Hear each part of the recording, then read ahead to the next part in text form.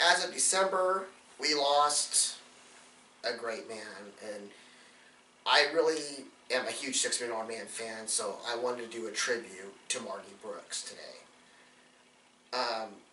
I just didn't see it coming. He was, 90 years old, but it was just, it was just very like, what? This guy I grew up watching, he's passed away. And the man was in the Army. He was a paratrooper. And he was injured and got a Purple Heart for his injury. Which right there, that's pretty awesome. He, went on to acting school, went to Pennsylvania. He did all this really great stuff. But a lot of that stuff, people probably don't remember until the fall of '77, when he played Dr. Rudy Wells on The Six Million Dollar Man and The Bionic Woman. He was in the first season of The Bionic Woman as a guest star, playing Rudy Wells, because the other actor, he had left the series. And by that time, by season 4 to Six Million Dollar Man and season 2 of The Bionic Woman, Dr. Rudy Wells was a cast member.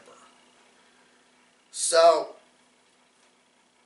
in that time, Rudy just, he was the best of the Rudy Wells, in my opinion. I mean, every actor, it's like saying, oh, yeah, this James Bond's better, but in my opinion, Marty Brooks was the better. And he was the last of the Rudy Wells. He will remain to the series end, and he would return for the TV movies, which I'll get into someday. But Marty Brooks, they did an episode called Kill Oscar. And it's about this guy named Dr. Franklin. He's a robot maker. And he makes fembots. Yeah, kids, you think you saw Austin Powers, think that's original? No. It started with The Six Million Dollar Man and Bionic Woman. And basically, he's going to kidnap Oscar and replace him with a robot.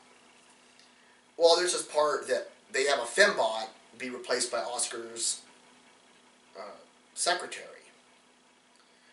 And ends up Rudy, they find out it's a robot, because interference, my describing it is just not doing this episode justice. And ends up, Rudy finds it as a robot, and he just keeps playing with it like it's a toy. And Steve actually tells him in this episode, Rudy, enjoy your new toy. He goes, don't you find this fascinating, Steve? He's like, no, I gotta grab some sleep. And that's the actual line in the episode. And it was just like really fun to see him just, like, as a scientist, yeah, he probably would be like, how would this work? And he did an episode on The Bionic Woman called Max the Bionic Dog, where he is almost unlikable. He wants to put Max down. Jamie's the only, this dog's savable. And,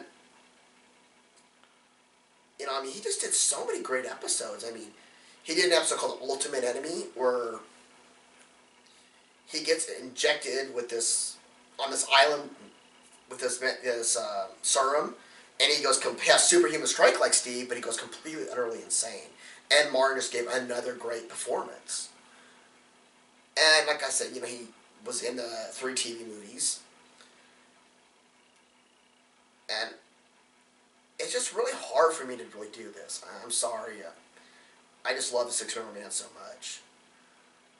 And it's one of my favorite shows. As you can see, I have the doll here. But, me, Josh, not in character, I wanted to say this in my own words, because if you're seeing this, Lindsay Wagner, Richard Anderson, or any of his family, would you contact me? Because I would love to hear some of your stories about him.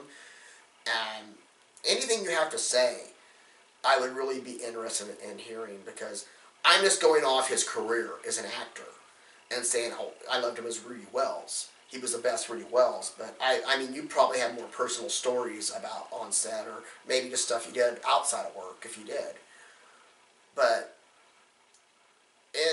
he just did such a great job as Rudy Wells, and I'm just, kind of sad to see him go.